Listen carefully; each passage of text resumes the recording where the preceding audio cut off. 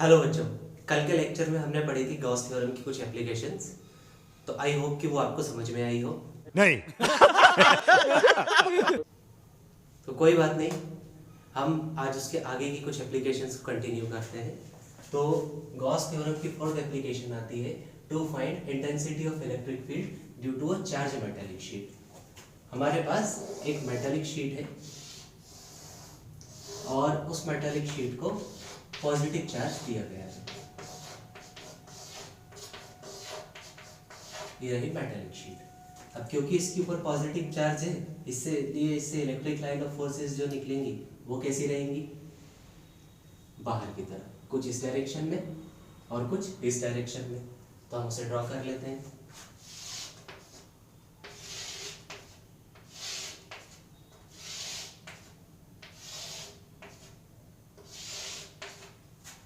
वैसे ही कुछ पीछे की तरफ भी जाएंगी।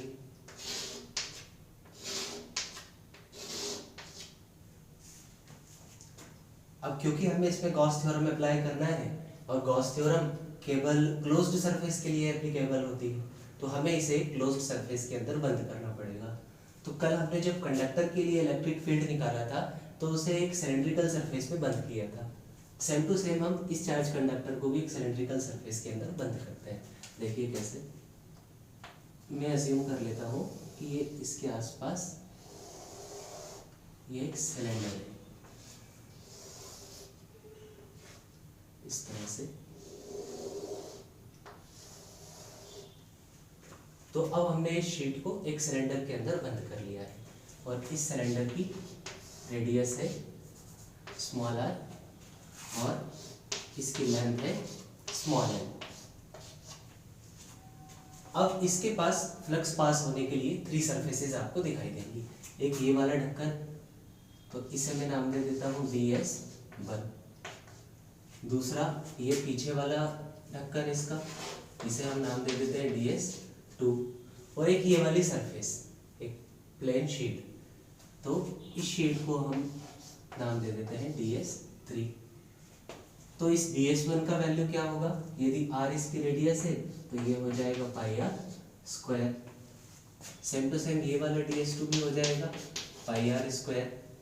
और ये जो DS3 है, ये शीट है जो कि सिलेंड्रिकल है, तो इसका एरिया हो जाएगा 2πrl। ये इसका एरिया हो गया। अब according to Gauss theorem flux का फॉर्मूला होता है phi = Q/ε0K। और ये Q इस चार्ज शीट का चार्ज है। और फ्लक्स की डेफिनेशन के अकॉर्डिंग फ्लक्स का फॉर्मूला होता है integration of E × ds cos theta. क्योंकि हमारे पास थ्री सरफेसेस है, इसलिए हम क्या करेंगे, ये सारी थ्री सरफेसेस के लिए इसको लिख लेंगे। तो ये हो जाएगा E × ds1 cos θ1 पहली सरफेस, फिर दूसरी सरफेस के लिए E × ds2 cos θ2 plus third surface के लिए E × ds3 cos θ3। तो अभी हमने एंगल्स की वैल्यू नहीं निकाली है, तो उसे भी निकाल लेते हैं। तो हम ये एंगल किस तरह से फाइंड करते हैं? कोई भी सरफेस से हम एक परपेंडिकुलर ड्रॉ करेंगे और उस परपेंडिकुलर से इलेक्ट्रिक लाइन ऑफ फोर्स का जो एंगल है वही थीटा है। तो थीटा = यहाँ पर कितना हो जाएगा? दोनों लाइंस पैरेलल है, तो ये हो जाएगा 0 डिग्री। वैसे ही इस वाली सरफेस के लिए एक परपेंडिकुलर ड्रॉ करेंगे और इससे इस लाइन का एंगल कितना आ रहा है? वापस से वही θ2 = 0 डिग्री। वैसे ही अब हम ये वाली जो सरफेस है, इस सरफेस से एक परपेंडिकुलर ड्रॉ करेंगे और इसका इलेक्ट्रिक लाइन ऑफ फोर्स से कितना एंगल है? θ3 = 90 डिग्री। तो हम ये सारी वैल्यूज पुट कर देते हैं, तो हमें मिल जाएगा I = E × ds1 का वैल्यू है πr² × cos θ1। θ1 का वैल्यू है 0 डिग्री, ये रहा, प्लस इसके लिए E × ds2 का वैल्यू वापस से πr² और into cos θ2 0 degree, plus E × ds3 है 2πr L into theta three ये रहा 90 डिग्रीज, ये हो जाएगा cos 90। लेकिन cos 0 का वैल्यू हो जाएगा 1, इस cos 0 का वैल्यू भी 1 और इस cos 90 का वैल्यू 0। तो ये पुट कर देते हैं हम, तो हमें मिलेगा phi is equals to E into pi are square plus E into pi are square plus ये वाला जो पूरा वैल्यू है ये हो जाएगा 0 प्लस 0। तो फाई इज इक्वल्स टू हमें मिलेगा 2 ई पाई आर स्क्वायर। अब हम इसमें गॉस थ्योरम अप्लाई कर देते हैं, इस फाई की जगह पुट कर देंगे हम क्यू अपॉन एप्सिलॉन 0 के, तो हमें मिलेगा क्यू अपॉन एप्सिलॉन 0 के is equals to 2 E pi are square. तो हम यहाँ से ई का वैल्यू फाइंड कर लेते हैं, तो ई इज इक्वल्स टू हो जाएगा क्यू अपॉन एप्सिलॉन 0 के into 1 upon 2 pi are square. तो मैं इसे ऐसा लिख लेता हूँ, E is equals to 1 upon 2 epsilon 0 के into q upon pi are square. और ये जो पाई आर स्क्वायर है ये एरिया है, तो हम इसे कैसा लिख सकते हैं, Q upon pi are square is equals to Q upon A. और क्यू अपॉन एक क्वांटिटी होती है जो कि है सिग्मा, इसे हम कहते हैं सरफेस चार्ज डेंसिटी। तो ये वैल्यू हम इस इक्वेशन में पुट कर देते हैं, तो हमें मिलेगा E is equals to 1 upon 2 epsilon 0 के, और ये वैल्यू हो जाएगी सिग्मा। तो हमें इंटेंसिटी ऑफ इलेक्ट्रिक फील्ड यहाँ पर मिल गया एक चार्ज सरफेस के लिए। अब यदि हम चाहें तो इसमें पुट कर सकते हैं फॉर एयर और वैक्यूम। एयर या वैक्यूम के लिए K इज इक्वल्स टू होता है 1, तो इस K को हम हटा देते हैं, तो हमें मिल जाएगा E is equals to sigma upon 2 epsilon 0, और इसकी यूनिट हो जाएगी न्यूटन पर कूलम। तो ये रही गॉस थ्योरम की फोर्थ एप्लीकेशन। फिर इसके बाद हम जंप करेंगे गॉस थ्योरम की फिफ्थ एप्लीकेशन पर। तो अब हम देखते हैं fifth application, to find intensity of electric field due to a charge hollow sphere. Hollow sphere का क्या मतलब होता है कि हमारे पास एक गेंद है, तो एक गेंद जो है वो अंदर से खोखली होती है, तो बस उसी के कारण हमको एक इलेक्ट्रिक फील्ड देखना है। लेकिन वो जो गेंद है वो है मेटालिक, मेटल की बनी हुई, तो हम मान लेते हैं कि ये रही वो मेटालिक बॉल, ये अंदर से खोखली है। और आपने क्या किया है, इसकी जो आउटर सरफेस है इसको चार्ज कर दिया, इसको आपने चार्ज दे दिया, तो हम मान लेते हैं इसके ऊपर पॉजिटिव चार्ज है। यदि पॉजिटिव चार्ज है इसके ऊपर, तो इससे इलेक्ट्रिक लाइन ऑफ फोर्सेस कैसी ड्रॉ होंगी, बाहर की तरफ जाती हुई। तो हम ड्रॉ कर देते हैं, ये रही।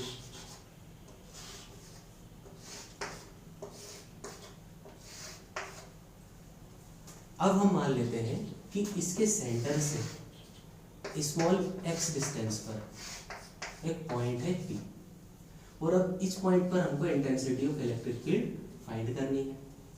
तो ये जो स्फीयर है इसकी रेडियस हम कंसीडर कर लेते हैं स्मॉल r। तो गॉस थ्योरम क्या है, phi is equals to Q upon epsilon 0 के, और फ्लक्स का फॉर्मूला होता है phi is equals to E into d s cos theta.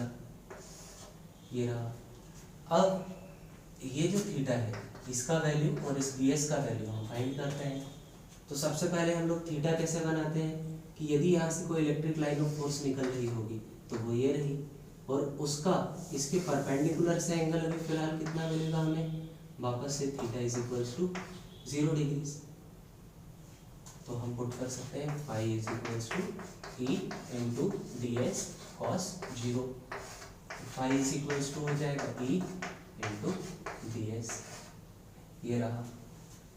अब हमें इस डी एस को फाइंड करना है। तो डी एस क्या है, सरफेस एरिया इस स्फीयर का, लेकिन क्योंकि हमारा पॉइंट पी यहाँ है इसलिए हम इस स्फीयर को अज्यूम नहीं करेंगे। हम मान लेते हैं कि इसके आसपास एक और स्फेरिकल बॉडी है, ये रही। तो इसका जो सरफेस एरिया होगा वो कितना हो जाएगा, integration of ds is equals to 4πx²। क्यों? क्योंकि इस बड़े वाले स्फीयर की रेडियस है स्मॉल x। तो ये वैल्यू हम इसमें पुट कर देते हैं, तो हमें मिल जाएगा phi is equals to E into 4πx²। और ये जो फाई है इसका वैल्यू है q अपॉन एप्सिलॉन 0 की, तो ये हो जाएगा e इंटू 4πx²। तो यहाँ से e का वैल्यू फाइंड कर लेते हैं, तो ये हो जाएगा q upon epsilon 0 k into 4πr²। ये रहा। अब मिलेगा e is equals to 1 upon 4πε0 k, 4πε0 k into q upon x²। तो ये हमें मिल गया intensity of electric field at x distance due to a hollow sphere. अब हम चाहें तो इसमें कुछ कंडीशंस भी पुट कर सकते हैं। तो सबसे पहला केस 1, यदि ये वाला जो पॉइंट P है, यदि ये पॉइंट P इस P की जगह नहीं होकर यहाँ पर होता, तो x डिस्टेंस कितना हो जाता, ये वाला जो डिस्टेंस है ये x हो जाता, जो कि r के बराबर होता। तो हम क्या लिख सकते हैं इसमें, if P is at the surface of sphere then x is equals to हो जाता r। तो हम इसमें क्या पुट कर सकते हैं, e is equals to 1 upon 4πε0 k into q upon r²। और ये फॉर्मूला हमने पहले भी पढ़ा है एक स्फेरिकल चार्ज के लिए। अब इसकी दूसरी जो कंडीशन है, case second, when p is inside the sphere। यदि ये p पॉइंट स्फीयर के अंदर, मतलब यहाँ कहीं, ये कहीं भी हम इसको कंसीडर कर सकते हैं, तो हमें पता चलेगा कि ये जो x है अब r से छोटा हो चुका है। तो हम यहाँ लिख देते हैं x is less than r। तो आपको समझ में आएगा कि जो भी इलेक्ट्रिक लाइन ऑफ फोर्सेस हैं ये यहाँ से बाहर की तरफ पास हो रही है। क्या पॉजिटिव चार्ज से कोई इलेक्ट्रिक लाइन ऑफ फोर्स अंदर की तरफ आएगी? तो कोई भी नहीं आएगी। और अंदर की तरफ कोई नहीं आएगी तो इसका फिर फ्लक्स कितना हो जाएगा, 0। क्योंकि फ्लक्स क्या होता है, जितनी भी इलेक्ट्रिक लाइन ऑफ फोर्सेस अंदर आ रही हैं और अभी कोई अंदर नहीं आ रही, इसलिए फ्लक्स कितना हो जाएगा अंदर, 0। तो अब हम इसमें वैल्यू पुट कर देते हैं। तो phi is equals to E into 4πx², और फाई की जगह हम पुट कर देंगे 0 is equals to E into 4πx²। तो हमें यहाँ से मिल जाएगा ई इज इक्वल्स टू 0। तो इससे हमें क्या समझ में आता है कि हमारे पास यदि कोई एक स्फेरिकल कंडक्टर है और वो अंदर से होलो है, तो उसके अंदर आप किसी भी पॉइंट पर कोई एक चार्ज को यदि रखते हैं तो उस पर कोई इलेक्ट्रिक फील्ड एक्ट नहीं करेगा। इसका मतलब ये जहाँ है वहीं रखा रहेगा, ना तो इसे कोई अट्रैक्ट करेगा ना इसे कोई रिपेल करेगा। तो ये है गॉस थ्योरम की फोर्थ एप्लीकेशन। तो अब हम देखते हैं इस वीडियो लेक्चर का लास्ट टॉपिक और इस चैप्टर का भी लास्ट टॉपिक, वो है गॉस थ्योरम का सिक्स्थ एप्लीकेशन। अभी मजा आएगा ना भिड़ो। देखते हैं, electric field due to two charge parallel sheet. मतलब हमारे पास दो शीट है, मान लेते हैं ये रही एक शीट और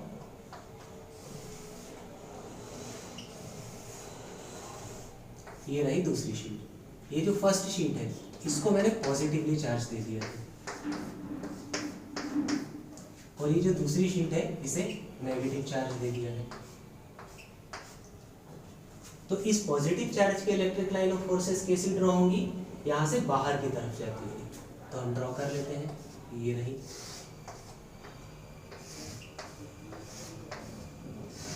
वैसे इस तरफ भी बाहर जाती हुई ड्रॉ होगी,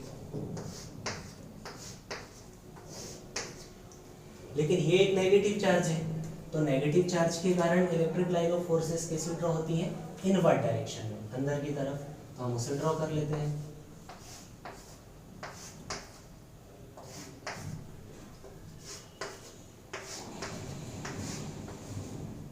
ये रही। अब ये जो शीट है और ये जो शीट है, इनकी हम सरफेस चार्ज डेंसिटी अज्यूम कर लेते हैं। इसकी डेंसिटी है सिग्मा 1 और इसकी डेंसिटी है सिग्मा 2। तो इसके कारण जो इलेक्ट्रिक फील्ड होगा यहाँ का होगा E1 is equals to sigma 1 upon 2 epsilon 0। ये हमने पहले प्रूव किया है। वैसे इसके लिए हो जाएगा E1 is equals to sigma 1 upon 2 epsilon 0। लेकिन इसका सरफेस चार्ज डेंसिटी सिग्मा 2 है, तो यहाँ पर इलेक्ट्रिक फील्ड हो जाएगा E2 is equals to sigma 2 upon 2 epsilon 0। Same to same यहाँ पर भी E2 is equals to sigma 2 upon 2 epsilon 0। तो इलेक्ट्रिक फील्ड को फाइंड करने के लिए हम 3 पॉइंट्स कंसीडर करते हैं। एक रहा पॉइंट P, एक रहा पॉइंट Q और ये रहा एक पॉइंट R। तो हम इन सारे पॉइंट्स पर अलग अलग इंटेंसिटी कैलकुलेट करने वाले हैं। तो हम लिखेंगे नंबर फर्स्ट इंटेंसिटी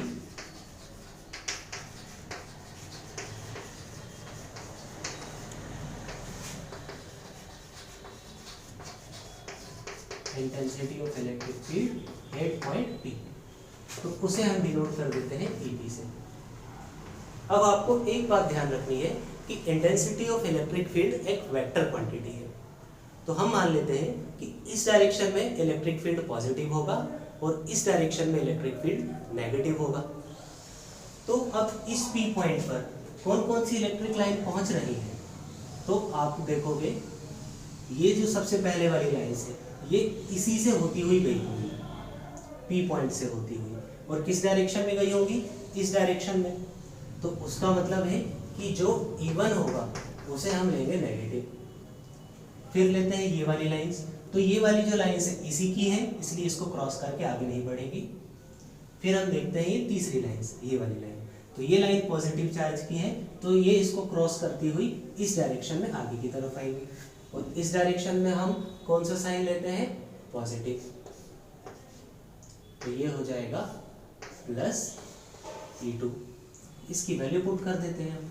तो EP इज इक्वल्स टू हो जाएगा माइनस E1, इसका वैल्यू हो जाएगा माइनस सिग्मा 1 अपॉन 2 एप्सिलॉन 0, और इस E2 का वैल्यू सिग्मा 2 अपॉन 2 एप्सिलॉन 0।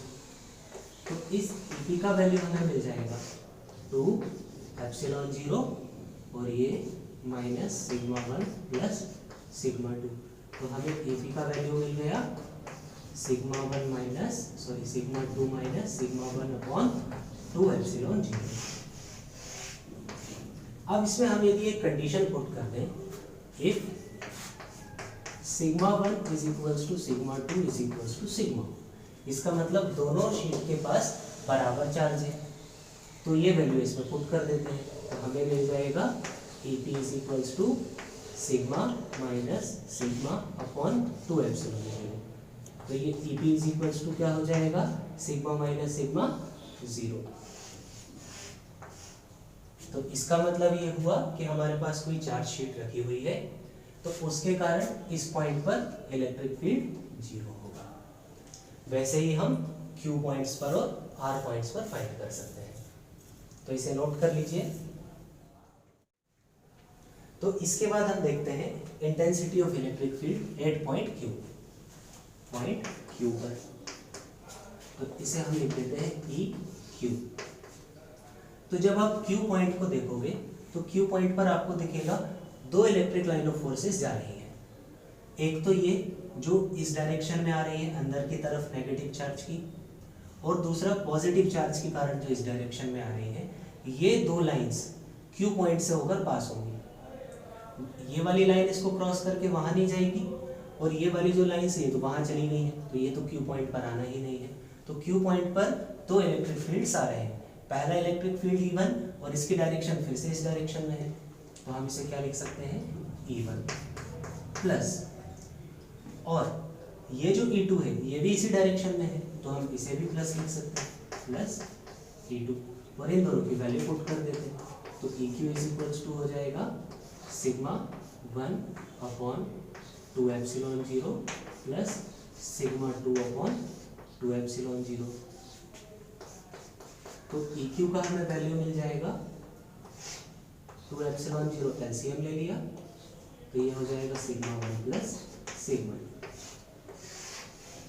अब इसमें भी हम कंडीशन पुट कर सकते हैं, if sigma 1 is equals to sigma 2 is equals to sigma, तो EQ इज इक्वल्स टू क्या हो जाएगा सिग्मा प्लस सिग्मा अपॉन 2ε0।